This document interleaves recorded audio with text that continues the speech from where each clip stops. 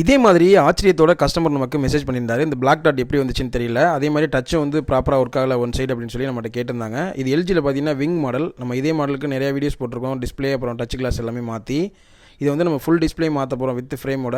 எப்படி அப்படிங்கிறத வீடியோ கடைசி வரைக்கும் பார்த்துட்டு நீங்களே தெரிஞ்சுக்கோங்க. அதே மாதிரி நம்ம பேஜை நீங்கள் இது வரைக்கும் ஃபாலோ பண்ணலன்னா மறக்காமல் ஃபாலோ பண்ணி வச்சுக்கோங்க. இதே மாதிரி டெய்லி வீடியோஸ் நம்ம போட்டுட்ருக்கோம். எல்லாமே உங்களுக்கு கண்டிப்பாக யூஸ்ஃபுல்லாக இருக்கும். ஸோ கீப் வாட்சிங்.